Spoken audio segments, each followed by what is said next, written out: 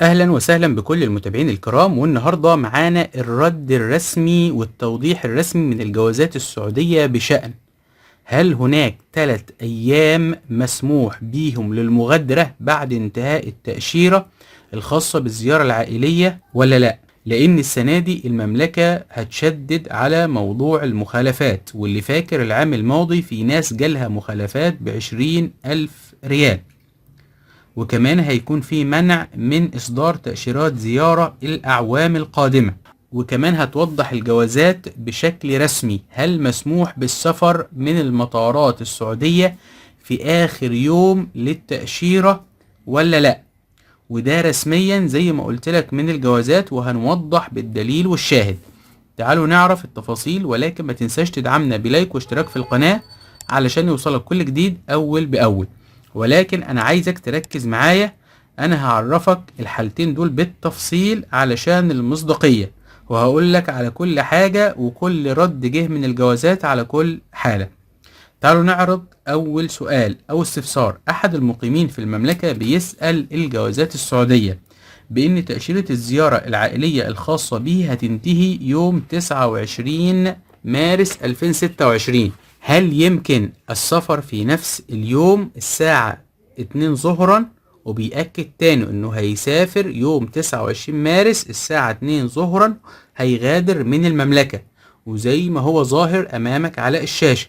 شوف رد الجوازات عليه بيقول ايه. بالنسبة لخدمة العملاء، انه يشترط سريان صلاحية التأشيرة القادم بموجبها وجواز السفر.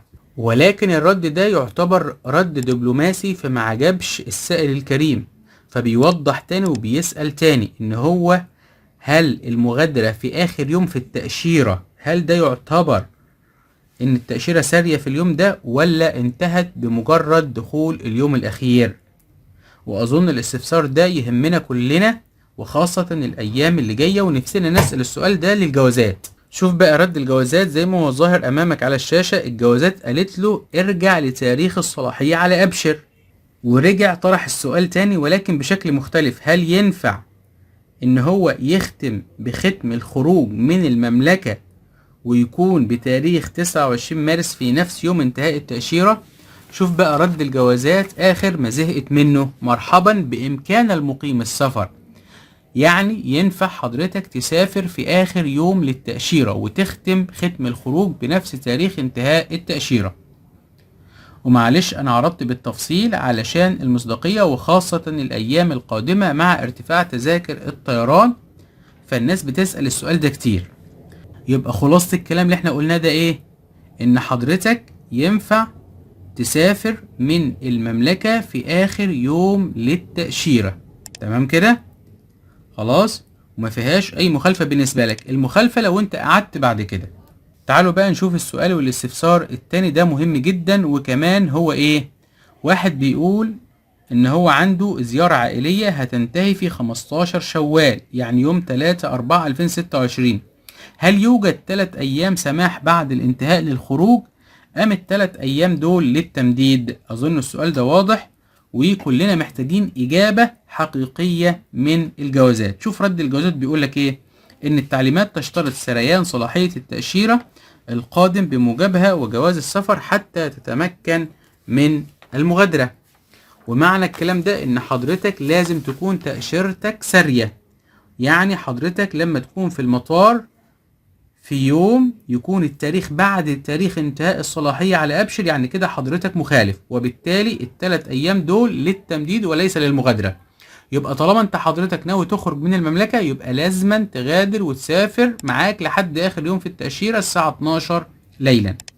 وهو نفس السؤال تاني، هل يوجد مدة 3 أيام بعد انتهاء فترة تجديد الزيارة العائلية للمغادرة؟ وكان نفس الرد، انه تأشيرتك يجب ان هي تكون سارية. وبالمنطق يا جماعة، طالما في ابشر عندك تاريخ دخول وتاريخ انتهاء صلاحية، يبقى ما ينفعش حضرتك تروح المطار بعد تاريخ انتهاء الصلاحية على ابشر.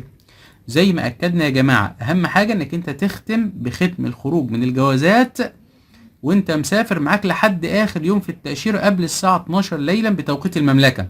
وانا بقول هنا ليلا علشان الناس ما تتلخبطش. تمام كده؟